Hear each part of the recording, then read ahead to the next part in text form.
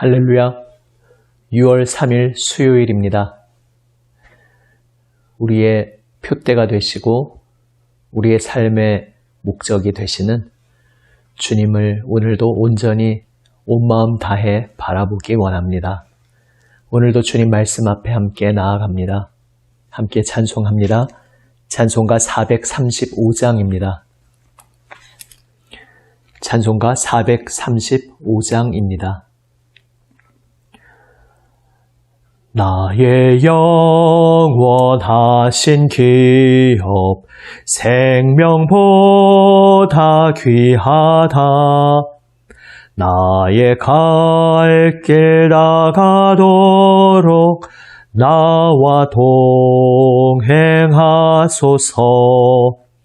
주께로 가까이 주께로 가오니 나의 갈 길 다가도록 나와 동행하소서. 세상 부귀한 일함과 모든 명예 버리고 험한 길을 가는 동안 나와 동행하소서. 주께로 가까이 주께로 가오니 나의 갈 길 다가도록 나와 동행하소서. 어두운 골짝 지나가며 험한 바다 건너서 천국문에 이르도록 나와 동행하소서. 주께로 가까이 주께로 가오니 나의 갈 길 다가도록 나와 동행하소서.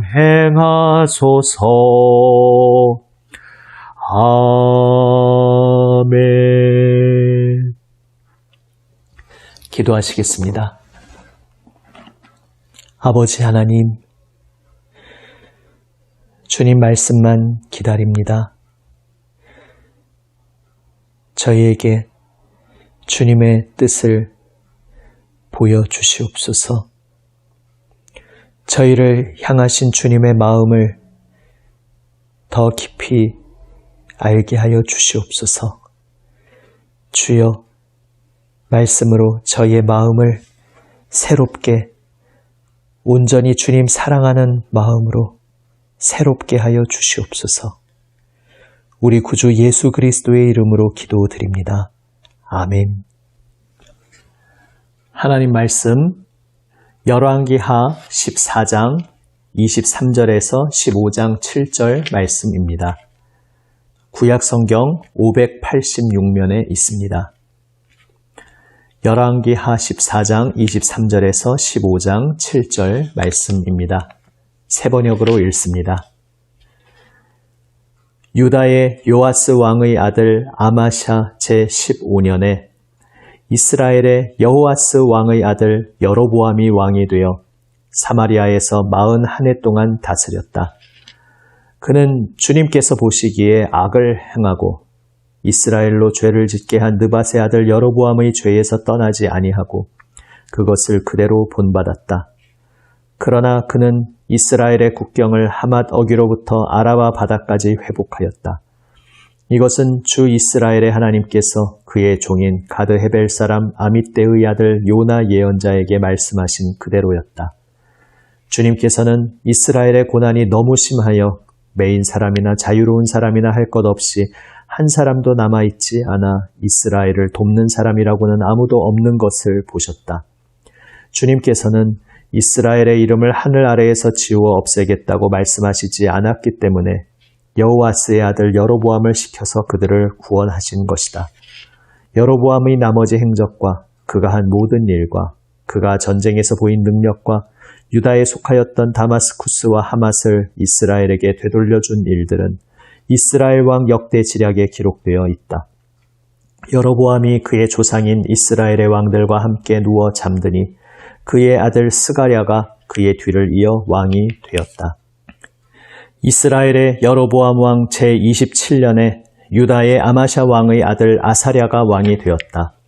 그가 왕이 되었을 때에 그의 나이는 16이었다. 그는 예루살렘에서 52해 동안 다스렸다. 그의 어머니 여골리아는 예루살렘 태생이다. 그는 자기의 아버지 아마샤가 한 모든 일을 본받아 주님께서 보시기에 올바른 일을 하였으나 산당만은 제거하지 않아서 그때까지 백성은 여전히 산당에서 제사를 드리고 분향을 하였다. 그리하여 주님께서 왕을 치셨으므로 왕은 죽을 때까지 나병 환자가 되었고 격리된 궁에서 살았다. 왕자 요담이 왕실을 관리하며 나라의 백성을 다스렸다. 아사랴의 나머지 행적과 그가 한 모든 일은 유다왕 역대지략에 기록되어 있다. 아사랴가 죽어 그의 조상과 함께 잠드니 다윗성에 조상과 함께 장사 지냈다. 왕자 요담이 그의 뒤를 이어 왕이 되었다. 아멘. 오늘 본문 전반부는 북왕국 이야기이고 후반부는 남왕국 이야기입니다. 북왕국은 이제 여호아스 왕의 뒤를 이어서 여로보암이 왕이 되었습니다. 하나님께서 아합 왕조를 심판하시고 예후를 세우신 이래 이제 예후의 뒤를 이어서 여호아스 그리고 이제 여로보암으로 4대째 왕위를 이어받은 것입니다. 북이스라엘 첫 번째 왕이었던 여로보암과 구분하기 위해서 지금 이 여로보암은 2세라고도 흔히 부릅니다. 그리고 후반부 남왕국은 이제 아마샤 왕의 아들 아사랴의 이야기입니다.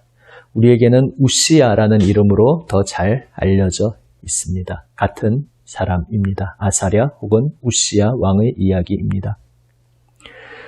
이 두 왕의 이야기에서 우리가 공통적으로 받을 수 있는 교훈이 있습니다.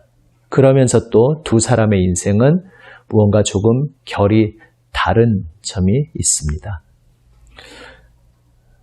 북왕국 여로보암 2세 그리고 남왕국 아사랴 혹은 우시야 이 두 사람의 공통점은 묵상집에도 언급하고 있듯이 그 왕 때의 중흥기를 맞이했다는 것입니다. 정치적으로 그러하다는 것입니다. 그때 북왕국도 남왕국도 영토의 많은 부분을 회복하여서 비록 지금 반으로 갈라져 있기는 하지만 북왕국, 남왕국 각각 회복한 영토를 다 합쳐보면 통일왕국 가장 전성기 솔로몬 시대의 영토를 거의 회복하는 그러한 자리에까지 갑니다. 그런데 이러한 중흥이 온 배경에 대해서 성경이 어떻게 말씀하고 있습니까? 북왕국 여로보암 2세는 여전히 그 예후 왕조의 치명적인 약점, 바알 숭배는 비록 배격하고 물리쳤으나 북왕국 처음 왕부터 그러했듯이 금송아지 우상 숭배 여로보암의 죄에서 떠나지는 못하고 있었습니다. 그럼에도 불구하고 하나님께서 여로보암을 통해서 많은 영토가 회복되게 하시고 북이스라엘을 지켜주시고 세워주셨다 말씀하고 있습니다. 왜냐하면 하나님께서 택하신 백성이고 그 택하신 백성이 너무 큰 고난 가운데 처해 있기에 하나님께서 그들을 지켜주시려고 그들에게 긍휼을 베풀어 주셔서 여로보암을 통해서 북이스라엘에게 구원을 베풀어 주셨다고 말씀하고 있습니다. 한편 남왕국 아사랴 혹은 우시야에 대해서는 어떻게 이야기하고 있습니까? 그는 아버지 아마샤 또 그 할아버지 요아스 왕에 이어서 하나님 앞에 선한 길을 걸었다고 그러한 평가를 받습니다. 그런데 또 계속되는 공통점으로 한계 또한 물려받습니다. 산당, 백성들의 뿌리 깊은 관행인 산당 제사는 여전히 청산하지 못하고 그냥 방치해두고 있었습니다. 그 부분이 그의 연약함이었다고 아사랴, 우시야 왕에 대해서도 이야기하고 있습니다. 그리고 나서 이어지는 이야기가 그가 나병 환자가 된 이야기입니다. 제가 방금 읽은 새 번역에서는 그리하여 주님께서 왕을 치셨다 이렇게 번역을 하고 있어서 앞의 내용에서 이어지는 것처럼 마치 보입니다. 산당을 제거하지 않아서 나병 환자가 되게 하셨다 이렇게 보이지만 사실은 가지고 계신 개역 개정에서는 그런 접속사가 없어서 저 별개의 사건으로 볼 수도 있습니다.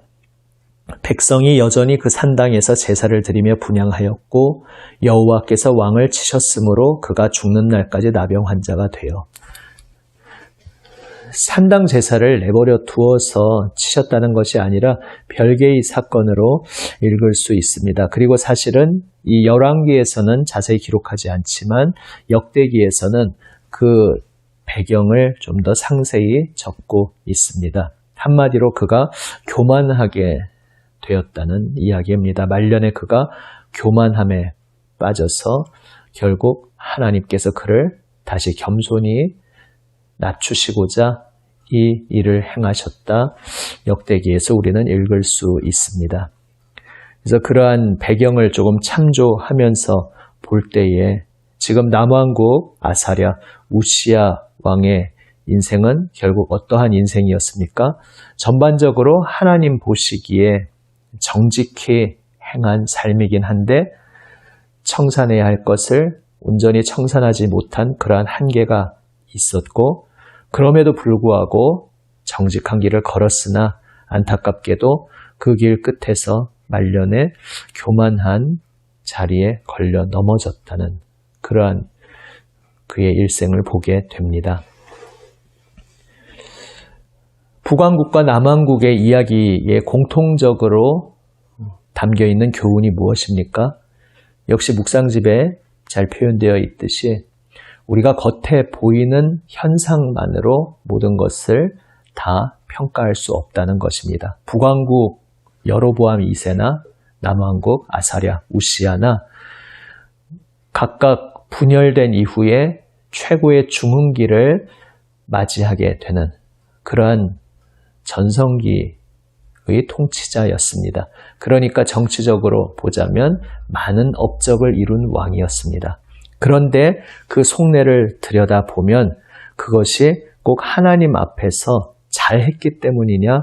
그런 것이 아니었습니다. 좀 두 사람의 결은 다르지만 각자 죄악이나 혹은 한계 또 말년의 실책이 있었습니다. 그럼에도 불구하고 하나님께서 그 택하신 백성을 향한 긍휼로 북왕국에게도 남왕국에게도 긍휼을 베풀어 주시고 번성을 허락하신 것을 보게 됩니다. 오늘 우리에게 어떻게 적용해 볼 수 있겠습니까? 우리가 인생에서 여러 가지 일이 잘 풀릴 때가 있을 수 있습니다.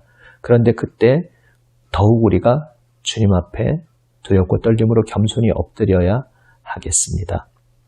내 일이 지금 다 잘 되고 있으니까 내가 영혼이 온전한 모습으로 주님 앞에 잘 살고 있구나 이렇게 자기 자신을 그 결과와 연결시켜서 합리화해서는 안 되겠습니다. 지금 내 인생에서 일이 잘 풀리는 것은 하나님께서 나에게 또한 나를 통해서 하나님의 손길이 미쳐야 할 이들에게 긍휼을 베풀어 주셔서 그렇게 하시는 것일 수 있습니다. 그러므로 별개로 생각해야 합니다. 하나님께서 긍휼을 베풀어 주셔서 좋은 일들을 많이 허락하시고 있지만 그러한 가운데 내가 정말 주님 앞에 온전한 모습으로 건강하게 겸손하게 엎드리고 있는가? 이것은 별개로 우리가 주님 말씀의 빛 아래 정직하게 우리 자신을 돌아보아야 하는 문제입니다. 혹 북왕국 여로보암 2세의 경우처럼 나 자신의 영혼은 병들어 있는 경우가 있을 수도 있습니다. 혹은 남왕국 경우처럼 비록 한계는 있으나 그래도 하나님 기뻐하시는 삶을 걷고 있었을 수 있는데 끝까지 잘 걸어야 하는 것입니다. 말년에 교만에 빠졌던 그러한 아사랴, 우시야 왕의 전철을 밟지 않기 위해서 하나님 앞에서 겸손히 주님을 사랑하며 아름다운 길을 걸었다고 해도 그 길이 끝까지 잘 유지될 수 있도록 날마다 우리는 새롭게 주님 앞에 더욱 겸손히 엎드려야 하는 것입니다. 내가 한 것이라 착각하지 말아야 하는 것입니다. 내가 한 것이 아니고 하나님께서 나를 도구로, 통로로 사용하셔서 하신 것이다. 이것을 우리가 절대 놓쳐서는 안 될 것입니다. 그것을 놓칠 때 교만이라는 질병에 빠지게 되는 것입니다. 오늘 나의 삶에서 좋은 일들이 많이 생길 때 주님의 은혜에 감사하는 우리가 되기 원합니다. 그리고 주님의 그 은혜와 긍휼에 감사하면서 그것과 별개로 나는 정말 주님 앞에 온전한 모습으로 순전하고 정결한 마음으로 주님을 사랑하며 주님과 동행하고 있는지 더욱 깨어서 우리를 돌아보기 원합니다. 그리고 그러한 아름다운 동행길을 걷다가도 지금까지 잘 걸었으니까 라고 하면서 방심하고 교만하게 되는 일이 없도록 더욱 주님만이 저의 모든 것 되십니다. 고백하는 우리가 되기 원합니다. 우리의 모든 생명, 우리의 인생은 우리에게 은혜와 긍휼을 베푸시는 우리 주님의 손 안에 있습니다. 오직 주님으로 인해 우리는 여기까지 걸어올 수 있었고 또 앞으로도 오직 주님의 은혜로 인해 우리는 걸어갈 수 있습니다. 기도하시겠습니다. 아버지 하나님, 저희의 삶이 잘 풀릴 때 그 모든 것이 저희로 인한 것이 아니라 저희를 향하신 우리 아버지 하나님의 긍휼과 자비로 인한 것임을 저희가 늘 잊지 않게 하여 주시옵소서. 모든 일이 잘 풀릴 때에 저희의 영혼이 주님 앞에 온전하게 순전하게 엎드리고 있는지 더욱 주님 말씀 안에서 저희를 살피게 하여 주시옵소서. 주님을 사랑하며 주님을 따르는 이 길 끝까지 놓치지 않도록 교만한 곁길로 빠지지 않도록 날마다 더 겸손히 주님 앞에 엎드리게 하여 주시옵소서. 모든 것이 주님의 은혜로 인한 것임을 잊지 않고 늘 주님 은혜에 감사하며 겸손히 살아가게 하여 주시옵소서. 우리 구주 예수 그리스도의 이름으로 기도드립니다. 아멘. 하늘에 계신 우리 아버지, 아버지의 이름을 거룩하게 하시며 아버지의 나라가 오게 하시며 아버지의 뜻이 하늘에서와 같이 땅에서도 이루어지게 하소서. 오늘 우리에게 일용할 양식을 주시고 우리가 우리에게 잘못한 사람을 용서하여 준 것 같이 우리 죄를 용서하여 주시고 우리를 시험에 빠지지 않게 하시고 악에서 구하소서. 나라와 권능과 영광이 영원히 아버지의 것입니다. 아멘. 오늘 우리에게 말씀하여 주시는 주님의 그 말씀 붙잡고 주님 앞에 응답하며 기도하며 나아가기 원합니다. 주님의 몸된 교회들 위해서 수요일 교회들의 선교를 위해 기도합니다. 우리 남인천 교회 우리 모든 전도의 삶을 위해서 함께 기도합니다. 세계를 위해 기도할 때 오늘 선교사님들 그 사역 현장을 위해서 또 개척교회를 위해서 그리고 모든 기독교 기관들을 위해서 함께 기도합니다. 코로나 시국 또 인천 및 이 수도권 지역 또 전국 주님께서 긍휼을 베풀어 주시고 속히 안정되게 인도하여 주시기를 또 계속해서 개학하고 있는 우리 학생들 그 학교 주님께서 지켜주시기를 계속 기도합니다. 함께 기도하시겠습니다.